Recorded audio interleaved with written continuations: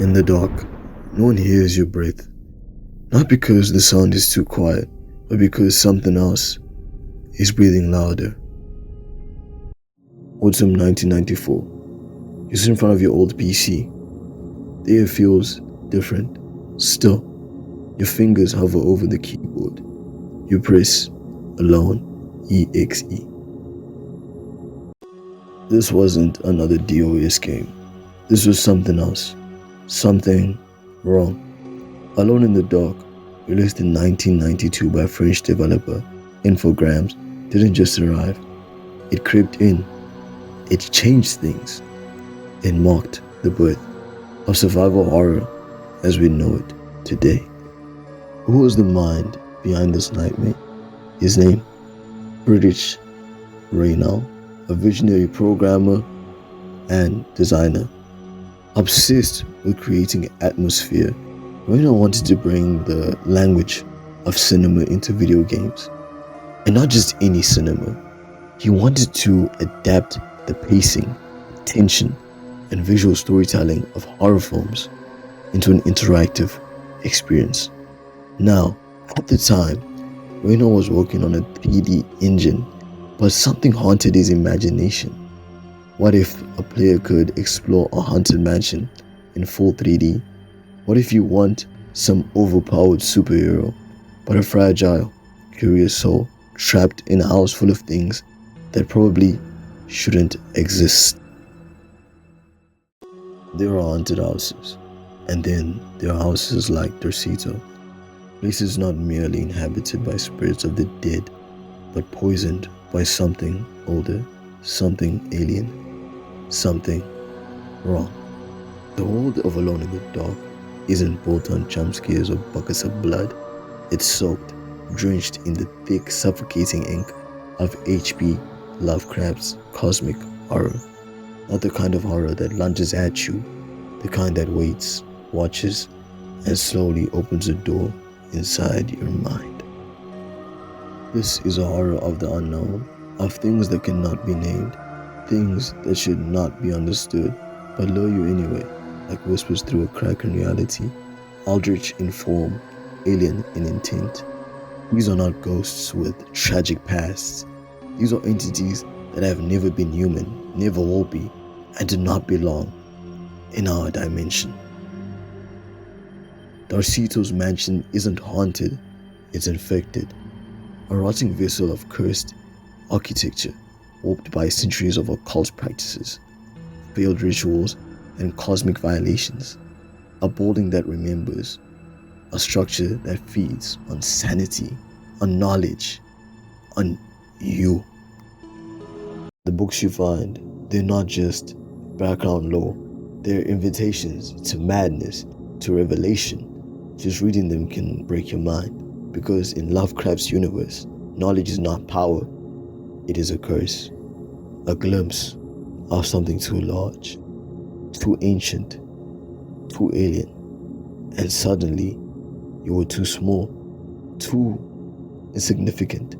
You are aware now that beyond the stars, something is staring back. The fishman in the flooded basement, echoes of the shadow of Innsmouth. Hybrid creatures no longer human, no longer sea, but something in between. And they remember you, because they know you're not supposed to be here. You are the outsider, the intruder, and they are defending their world from you. Then there's the creatures with the long, gnarled claws lurking in the library. Not just a monster, but a guardian, a sentinel of forbidden knowledge. Its job is simple. Ensure you do not learn too much, because if you do, you might awaken something that even the dead fear. The truth is, Alone in the Dark does not want you to win. It wants you to understand that there are truths men were never supposed to know, and some doors should stay locked, not for your safety, but for ours. This isn't just a horror. This is an existential dread, where the final boss isn't a monster. It's the realization that you are completely powerless, and that something much, much bigger than you already knows your name. Alone in the Dark ran on machines that could barely grasp the concept of 3D, and yet it achieved something almost supernatural for its time.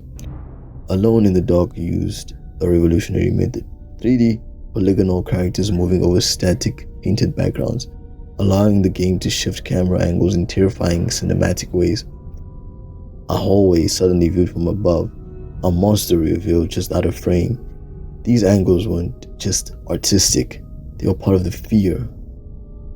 Your clumsy tank-like controls weren't a flaw, they were a feature. Because being slow, fragile, and cornered made you feel human, vulnerable, alone in the dark. The game didn't hand you weapons. It gave you a mansion filled with puzzles, locked doors, dusty tombs, and death lurking behind almost every corner. Some rooms were trapped, others felt alive. And the combat? Awkward and insufficient. Because real fear comes when fighting back isn't easy. Sometimes running was smarter than fighting. And that decision, the decision to flee, became the spirit of the genre it helped define. The DNA of Alone in the Dark runs through every modern horror classic. Resident Evil, released in 1996, was openly inspired by its camera angles, its mansion setting, and its puzzle combat balance. Silent Hill absorbed the psychological dread, its sound design, and the terrifying beauty of its vulnerability. Alone in the Dark walked so they could run, or more accurately, crawled terrified down a shadowed hallway and changed gaming history forever. For many, this was their first true horror game. Not arcade ghosts, not cheesy jump scares, but a quiet, creeping sense of dread. A puzzle you couldn't solve, a door you were afraid to open, a monster you couldn't see until it was too late. And for those who couldn't beat it, the walkthrough became our bedtime story. We'd imagined what was deeper in the mansion: worms, claws, madness. And that was sometimes scarier than seeing it ourselves. Now, Alone in the Dark may have aged and been released a long time ago, but its impact is not. It is the first true survival horror game. Not because of what it did, but because of what it inspired. Even now, decades later, there's something about that mansion that still calls many people back. It still haunts them and traumatizes them and creeps up in their dreams.